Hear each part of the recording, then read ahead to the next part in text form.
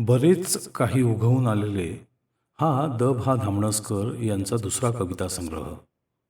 या कविता संग्रहाचे स्वत्व आणि सत्व वाचकांना मोहवून गेले.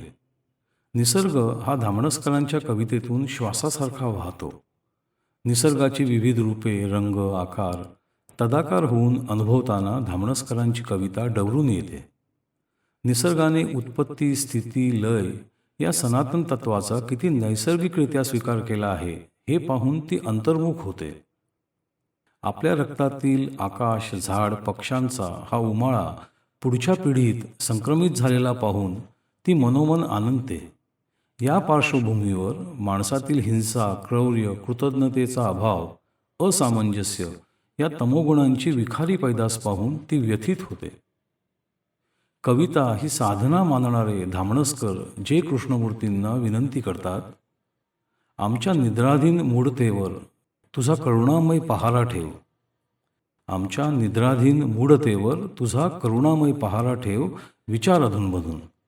जागे आहात ना? ऐकताय ना? किती एक संत महंतांना पुरून उरलेले सनातन आम्ही. म्हणून ही विनंती. आजच्या दुसऱ्या भागात त्यांच्या आणखी काही कविता आपल्या पुढे सादर करत आहे. कवितेचं नाव आहे मी पृथ्वीचा, पाण्याचा, चुकून शिडकावा झाला तरी उमलून येणारा. मी पाण्याचा, पदरी पडेल ते स्वीकारीत, विना तक्रार पुढे जाणारा. मी तेजाचा, जिवंतपणाच्या हरेक उत्सवाचा प्राण असलेला.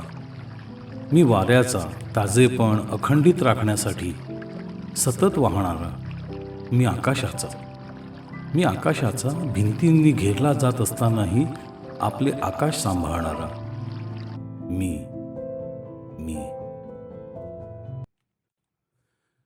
कवितेचं नाव आहे कोणे एकेकाळी. कोणे एकेकाळी ढगांच्या एखाद्या अस्पष्ट इशाऱ्यावरही माझ्या कागदी होड्या आपले नांगर उचलून तयार असायच्या.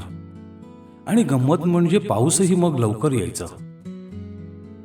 नंतर ढगासारखाच हुबेहूब आवाज काढणारे कुणी साधक भेटले. मारीच राक्षसाची गोष्टही वाचनात आली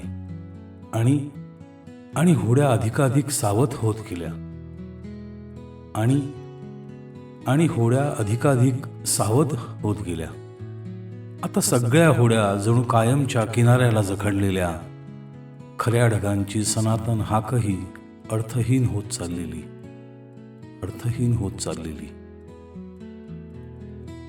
कवितेचं नाव आहे परिपक्व झाडे. रात्री सुचलेली गाणी झाडांना सांगायची नाहीत असं ठरवल्यापासून पाखरांनी एकच धरलंय. झाडांना जाग येण्यापूर्वीच आकाशवाटांनी निघून जायचं आणि दिवस मिटल्यानंतरही झाडात लवकर पडतायचं नाही. मुकी झाडे अनाग्रहीप्रमाणे पक्ष्यांचं स्वातंत्र्य एकदम मान्य करतात. गाणे आपल्याच कंठात उद्भवते हा गैरसमज त्यांनाच उमगेपर्यंत झाडे वाट पाहावयास तयार